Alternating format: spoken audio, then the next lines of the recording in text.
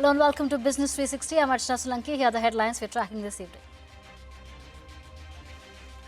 Market at a one-month low ends in the red for the fourth consecutive week, marks its longest losing streak of the year so far. All major indices except banks and pharma end in the red for the week. We were amongst the first to get into negotiations, and our discussions, our engagement is truly very, very significant.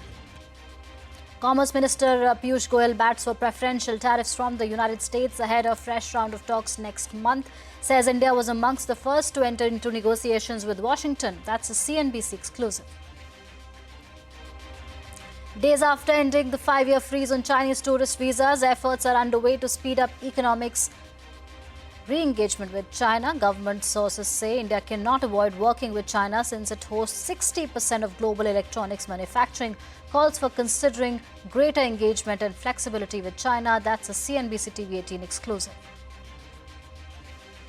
Rift within the Sona Commars star first family. Rani Kapoor, mother of late Sanjay Kapoor, writes a letter to the board seeking a deferment of the AGM that was scheduled today. Alleges she was made to sign documents under coercion. Hints that she is opposed to Sanjay's wife, Priya, being appointed to the Sona Commars star board. Claims that her son passed away in the United Kingdom under highly suspicious and unexplained circumstances. It looks like it's about 3.1 billion. It went up a little bit, or a lot. So the 2.7 is now 3.1. I'm not aware of that. Yeah, it just came out. A stunning exchange between US President Trump and Fed Chair Jerome Powell as they spar on camera over the renovation costs of the central bank's headquarters. But Trump backs off from his threats of firing Powell even as he continues to pressure him to cut rates. At least 7 children killed in Rajasthan's Jhalawar after the roof of a government-run primary school collapses. 14 children injured in the dilapidated building. Prime Minister Modi expresses condolences. The monsoon session of Parliament remains paralysed for the 5th straight day as both houses get adjourned amid opposition protests. Lok Sabha Speaker Om Birla meets leaders of all parties to discuss the functioning of the House. Government agrees to opposition's demand for a debate on Operation Sindoor on Monday.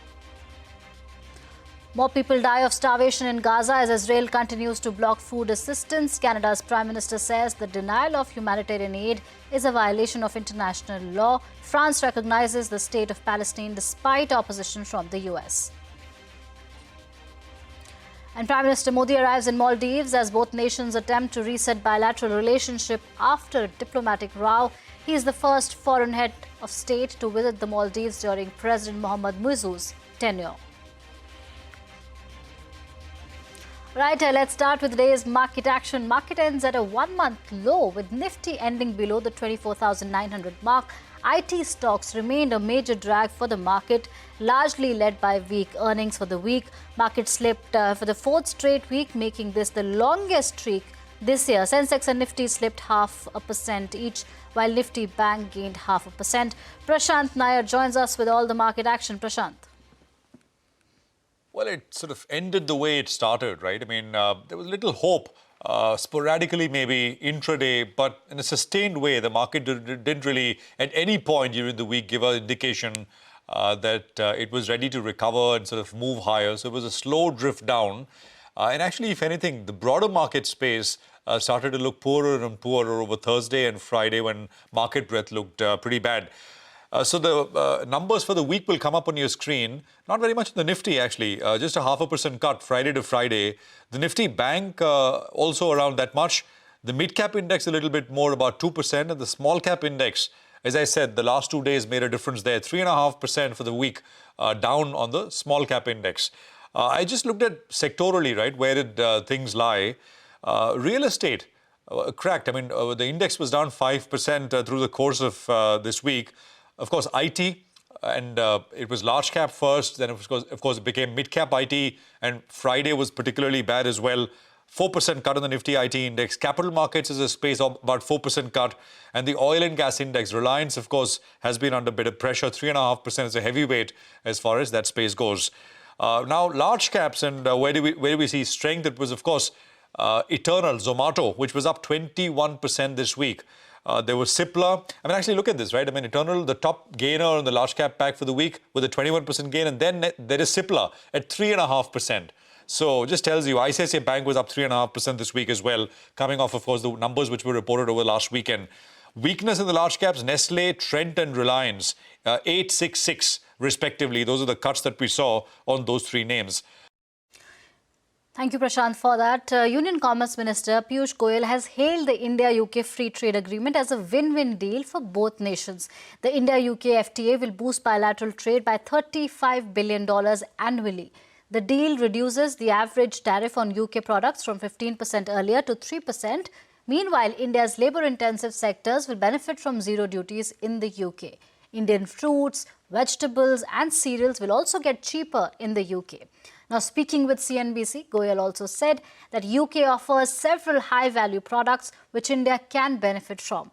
The Commerce Minister added that both India and the UK are also eyeing to double bilateral trade by 2030. Plethora of items which are uncompetitive to manufacture in UK today, which India can be a trusted supplier in your supply chains. Likewise, they're very high value medical devices, many products that the UK is known for, high value special medicines, where India can benefit from the UK story. UK also is a largely service-driven economy. Another area where we hope to expand our relations so that all in all, by 2030, we can double our trade. It's got to be a win-win. You just can't take all and not give anything. I think it's been a great balance. On pure supply of goods, which is a trade block, I think in that the whole trade deal is very nicely balanced. And if I may hasten to add, perhaps more in favor of India. And speaking of trade deals, Commerce Minister Piyush Goyal has also said that the Indian government is expecting a robust and a good deal with the US. Speaking with CNBC, Goyal added that India will eye preferential tariffs over its peers because it was one of the first countries to come to the negotiating table with the Trump administration. I think it's a wonderful relationship that the United States and India share, a very special relationship. And I'm very confident we'll do a robust and good deal where both countries benefit and where businesses on both sides are happy. India will get a preferential tariff compared to our peers and our competitors because we were amongst the first to get into negotiations, and our discussions, our engagement is truly very, very significant. I think India is gaining ground, and if EU was to happen in the coming months, I think one of the big US trade deal India would have covered the whole globe. And I remain hopeful that despite some of the in-seamers and curveballs that are coming from the US, Indian negotiators will be able to come to a balanced outcome there as well. Right, moving on, India's manufacturing sector activity hit a 17-year high in July with the HSBC Flash Manufacturing PMI rising to 59.2. The surge indicates that rising demand drove a strong improvement in factory operations. The composite PMI output index, which tracks both manufacturing and services, reached 60.7 in July. This is the index's sharpest growth in over a year. Remember, a reading above 50 indicates expansion, while one below that suggests contraction. All right, moving on to a CNBC-TV18 exclusive. The Indian government may have to consider greater engagement and flexibility with China. We learned from government sources that India cannot avoid working with China since it hosts 60% of global electronics manufacturing. Sources have also indicated that the industry is hopeful of some breakthrough in imports of rare earth magnets. The foreign minister took up the issue during his meeting with Chinese Foreign Minister Wang Yi. This comes days after both nations ended the 5-year tourist visa freeze on one another. Ashmit Kumar joins us now with more. Ashmit, India and China, are the ties slowly thawing between the two countries? Well, electronics industry is something that, in fact, has long been crying that, look, it's not just the auto space that's getting affected. Electronics players are also getting impacted due to these Chinese restrictions. Now, we raised these questions within the government, and what government officials are telling us is that given the size and scale of the electronics industry in China, there has to be some engagement, there has to be flexibility in terms of engaging with Chinese entities, with Chinese players. In fact, the government officials tell us is that overall, more than 60% globally of electronics manufacturing sits out of China, sits out of Beijing, and therefore engagement with Beijing cannot be avoided. Now, these statements coming out from government officials come on the back of three very interesting triggers. Well, number one, let's bear in mind that only as early as last night, we saw Dixon announcing that they have managed to get the government's blessings and the government's approval for a JV with a Chinese entity called Longcheer. So we're already seeing this engagement translate into action. Dixon already getting an approval from the government, from METI.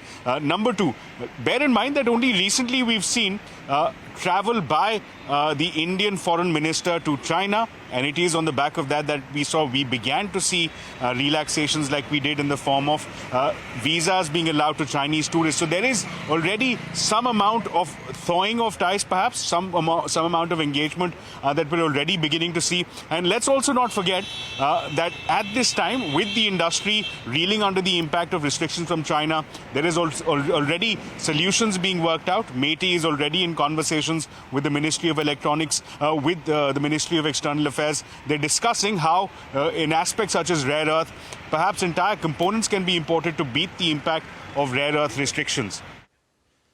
All right, thank you, Ashmit, for that. Shifting focus to earnings now. Shares of pharma major Cipla surged today in response to its first quarter earnings. The pharma giant reported an overall beat. However, revenue slightly missing the mark there due to muted India business. Net profit jumped over 10%, while revenue rose 4% on an annual basis. The company expects the India business to bounce back with a full year growth of 8 to 9%.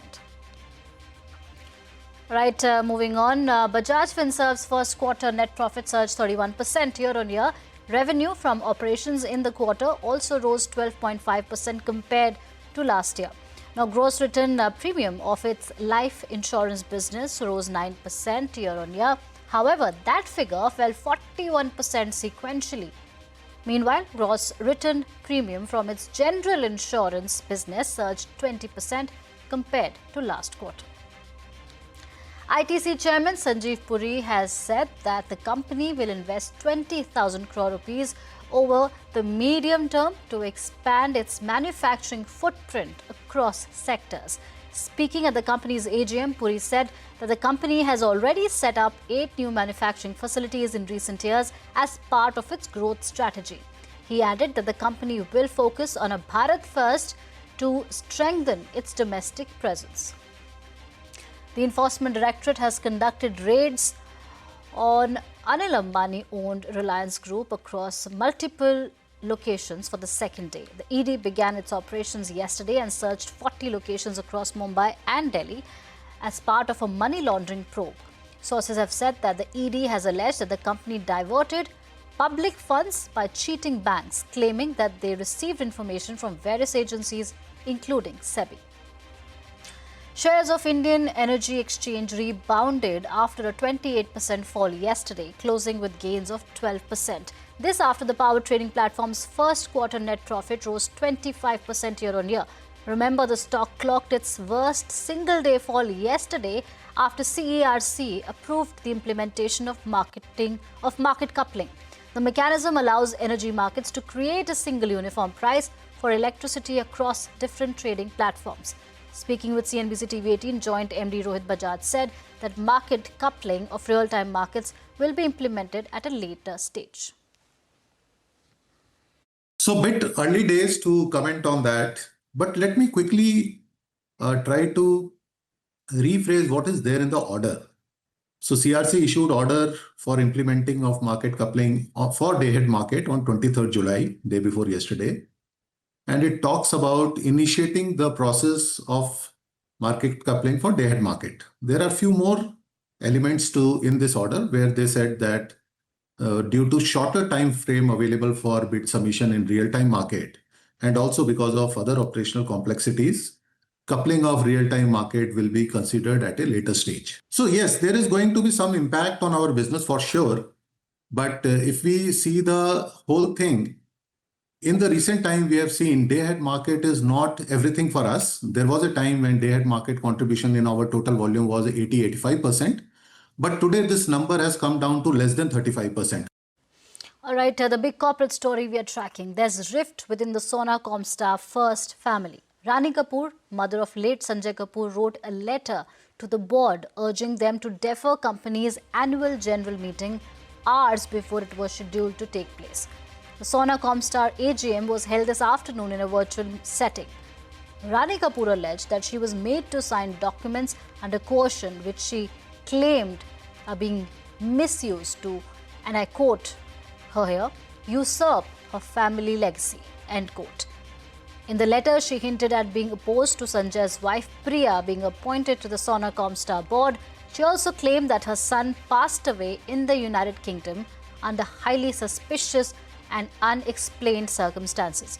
However, sources tell CNBC-TV18 that according to company documents, Priya Sachdev Kapoor has to act as the director of Sona Commars in the absence of Sanjay Kapoor. Sources add that Priya is also the director of Oris Investments, the promoter entity which owns around 28% stake in Sona Commars. We spoke with Rani Kapoor's counsel. This is what he told us. So Mrs. Rani Kapoor was the sole beneficiary as far as the will of Mr. Surinder Kapoor, late Shri Surinder Kapoor is concerned, which was a registered will. You're aware that she's written a letter to the shareholders and the board of directors. She has put down on paper quite explicitly how things have transpired, how there are, serious apprehensions as far as she's concerned in terms of the circumstances leading to the death, what has unfolded immediately post that. As written in the letter as well, lots of suspicious circumstances have unfolded and are coming to light now. How various appointments were made, what the role of certain individuals that you have named in just right now, how did they come into being where they are, what were the documents which were signed, what was the manner in which they were brought about. All of these are matters which have to be looked into very carefully. Right, at least 7 children were killed after a roof of a government school building collapsed in Rajasthan's Jhalawar. 14 children were injured in the incident. The school building was reportedly in a dilapidated condition and its structural quality was affected by heavy rainfall. News 18 India's Tarun Kumar Sharma is here with the latest. Rajasthan के झालावाड़ जिले के लिए आज का दिन काला साबित हुआ है। जिले के मनोहर थाना उपखंड क्षेत्र के पिपलोदी गांव में आज एक खस्ताहाल सरकारी स्कूल भवन की बिल्डिंग धर-धरा कर गिर गई। इस हादसे में मलबे में दबने से 7 बच्चों की मौत हुई है, जबकि 22 बच्चे घायल हैं। इन घायल बच्चों में से 11 बच्चों का झालावाड़ के मेडिकल कॉलेज अस्पताल में उपचार चल रहा है, तो बाकी बच्चों का मनोहर थाना के सरकारी अस्पताल में इलाज जारी है। सारे मामले में ग्रामीणों का कहना है कि सरकारी बिल्डिंग की हालत लंबे समय से खस्ता हाल थी। इसके लिए वे सरकार से बजट की भी मांग कर रहे थे। वहीं स्थानीय लोगों ने और जनप्रतिनिधियों ने भी सरकार से इसकी मरम्मत की मांग की थी। इसके बाद कई बार मरम्मत की मांग के बाद कुछ ही बजट इस स्कूल की मरम्मत के लिए मिला। The US Federal Aviation Administration has said that the Air India plane crash was not due to mechanical failure in the fuel control system of the Boeing 787 aircraft. Speaking to reporters, FAA's new administrator, Brian Bedford, has confirmed that there was no inadvertent manipulation of fuel control switches. He added that the switch mechanisms were functioning normally and showed no signs of a failure. Prime Minister Modi landed in the Maldives for a 2-day official visit. He was greeted by President Muizzu with 2 other leaders who shared a warm hug on arrival. This is PM Modi's 3rd visit to the Maldives and the first by any foreign leader since Muizzu took over. Prime Minister Modi will be the guest of honor at the Maldives' 60th Independence Day celebrations on July 26th. Right, time for a short break. Coming up next, a stunning exchange between the US President and Fed Chair Jerome Powell as they spar on camera over the renovation costs of the central bank's headquarters. More on that when we return.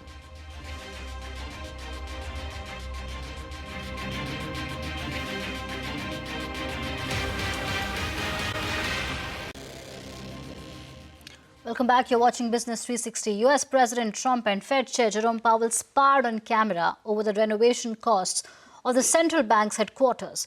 The exchange happened during the president's visit to the US Federal Reserve. However, Trump backed off from his threats of firing Powell even as he continues to pressure him to cut rates. So we're taking a look, and it looks like it's about 3.1 billion. It went up a little bit, or a lot. So the 2.7 is now 3.1. I'm not aware of that. Yeah, it just came out. Yeah, I haven't heard that from anybody at the Fed. Yeah, it just came out. I don't know who does that. You're including the Martin renovation. You just added our entire capital. Yeah, you just added in a third building. Is what that is. That's a third building. Well, no, the but Martin building. it's a building that's being built. No, it was built 5 years ago. We finished Martin 5 years ago. It's part of the overall work. But it's So, not new. So we're going to take a look. We're going to see what's happening, and it's got a long way. Do you expect any more additional cost overruns? Don't expect them. We're ready for them, but we have a little bit of a reserve that we may use, but no, we don't. We expect to be finished in 2027. That keep going for another 8 months. Why not just fire them? Because to do that is a big move, and I just don't think it's necessary. And I believe that he's going to do the right thing. I believe that the chairman is going to do the right thing. I mean, it may be a little too late, as the expression goes, but I believe he's going to do the right thing. Jerome Powell is doing a commendable job in maintaining independence, quote unquote. That's the word coming in from the RBI governor, Sanjay Malhotra, when asked if he has any advice for his US counterpart. This comes amidst growing pressure from President Donald Trump to cut rates. Take a look. I don't think he needs advice. I think he's doing a very good job. So, okay, fantastic. Maintaining the independence of the central bank is very important. I think he has done a commendable job. There was, some 40, 50 speakers, and Jay Powell was also there, and he spoke about, what he was doing about central bank independence. And out of everyone, he was the only one who got a roaring applause. No one else. So I think, he's doing a good job. Palestinians continue to die of starvation in Gaza. The chief of the UN agency serving Palestinians said his staff are fainting from hunger. As per reports, at least 45 people have died of hunger in the last 4 days. Ukraine and Russia traded drone attacks after brief direct peace talks between the two sides in Istanbul failed to make any progress. Ukraine said that Russia launched 103 drones and 4 missiles during its overnight attack. Meanwhile, Russian authorities said 2 people were killed in an overnight Ukrainian drone strike on Sochi. Thailand and Cambodia have continued to exchange heavy fire for the second day.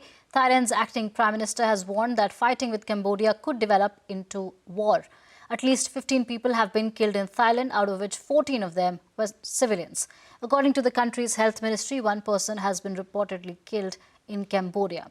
More than 1.5 lakh people have been displaced on both sides. Iran has agreed to restart technical level discussions on its nuclear program with the International Atomic Energy Agency. Iran and the United Nations nuclear watchdog will discuss how to restart inspections again. Tehran has said that the delegation will visit Iran but not to go to the nuclear sites. Pro wrestling legend Hulk Hogan, arguably the greatest WWE superstar of all time, has died at the age of 71. A vocal supporter of Donald Trump, he suffered a cardiac arrest at his home in Florida.